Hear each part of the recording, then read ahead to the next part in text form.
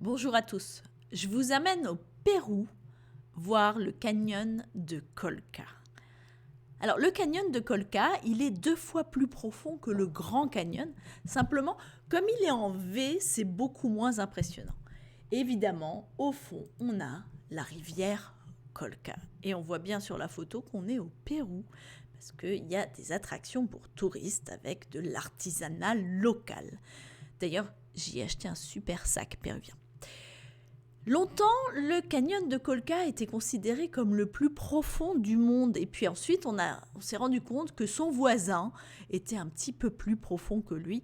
En tout, on a une profondeur de 3270 mètres. Mais comme je vous le disais, c'est un peu moins impressionnant que le Grand Canyon.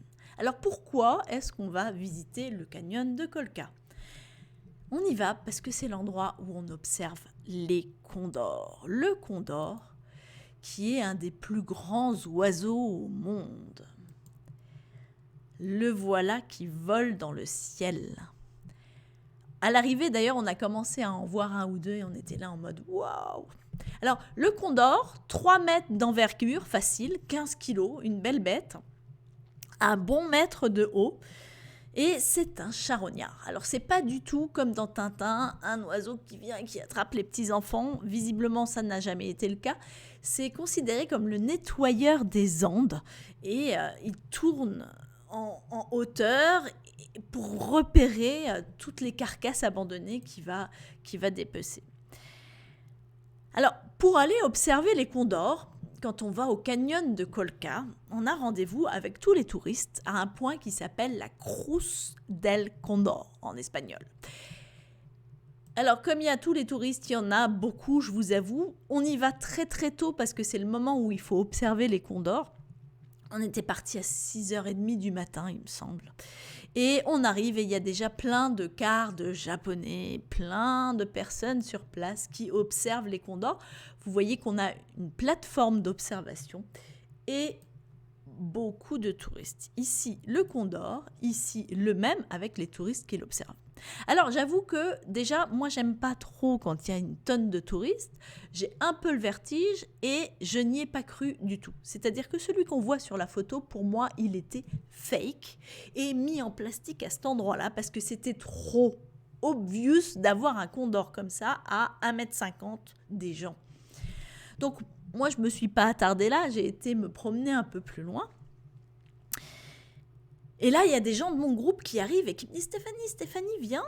Bon, ok, d'accord. Alors, je me faufile. Il m'avait fait une place justement à l'endroit où on voit tous ces gens-là.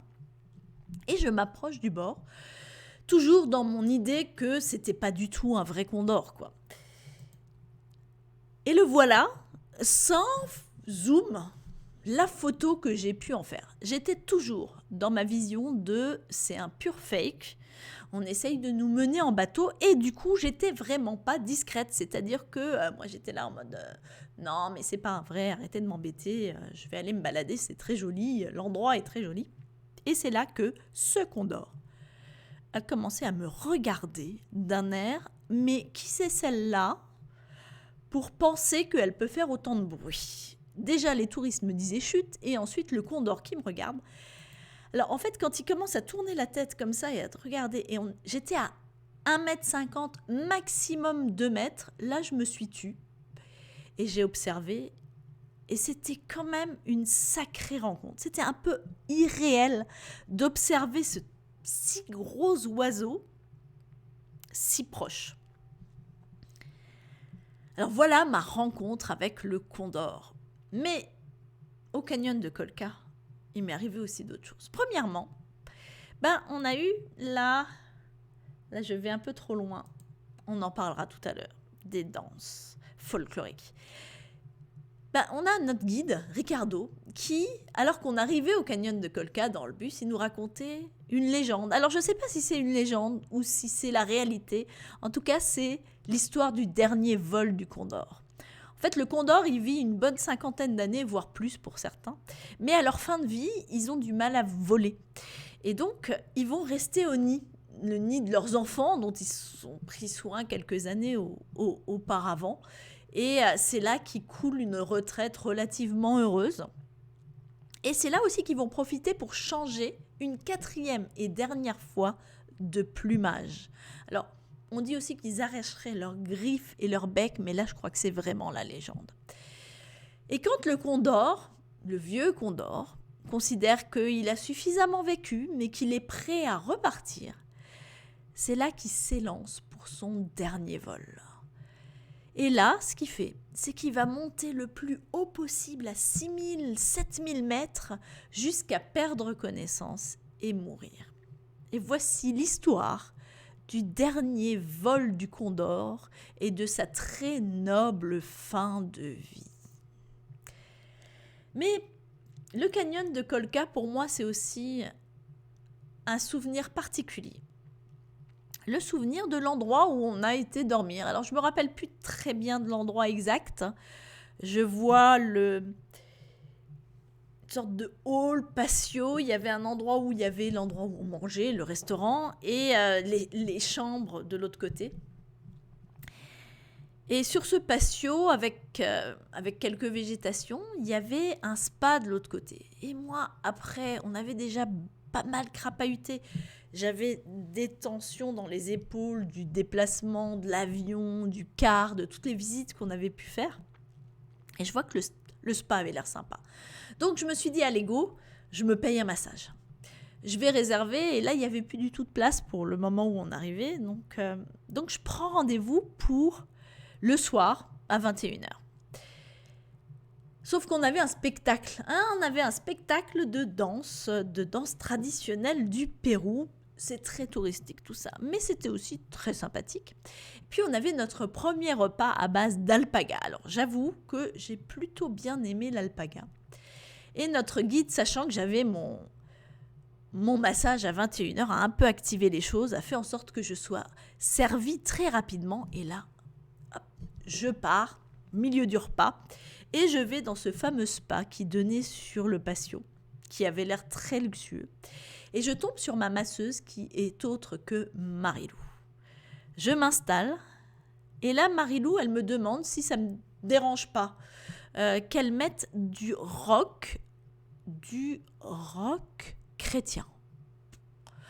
Alors moi, je me dis, je ne vais pas lui dire non, mais me demander un peu. Elle est très gentille avec le sourire. Je lui dis, il n'y a pas de souci, il mettait du rock chrétien.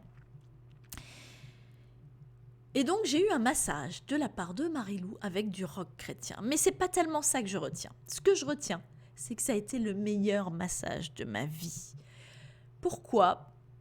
Parce que Marilou, elle faisait le massage, non pas comme une activité professionnelle qui lui permet de vivre, mais comme un moyen d'aider les autres et une sorte de prière et de prière et de un côté purement spirituel dans sa manière de faire. Elle a mis une telle attention à me faire du bien. Toute son intention était de vraiment faire en sorte que cette heure soit très particulière, que j'en ai un souvenir démentiel. C'était le meilleur massage de ma vie et une réflexion sur le don, en fait, sur comment on peut faire les choses. J'ai l'habitude de faire des massages que quand je voyage. J'ai essayé dans plein de pays du monde, mais ce que j'ai compris, c'est que l'intention de la masseuse ou du masseur faisait toute la différence. Et là, en même temps qu'elle me massait, je réfléchissais à cette religiosité extrême que j'avais vue au Pérou, y compris de la part de notre guide Ricardo, qui n'arrêtait pas de donner des fruits aux gens qu'on voyait, qui faisait ouvrir et arrêter le bus pour aider les autres. Et cette vision d'un monde spirituel basé sur les autres et non pas sur soi. En tout cas, je garde une très bonne vision de ce que j'ai vécu au Pérou, et en particulier de ce massage que j'ai eu le soir alors qu'on avait été visiter le canyon de Colca et observer les condors. Alors, je m'appelle Stéphanie Schmitt, je coach en racontant des histoires. J'espère vous avoir emmené dans un beau voyage au Pérou et je vous souhaite une très belle vie. À bientôt!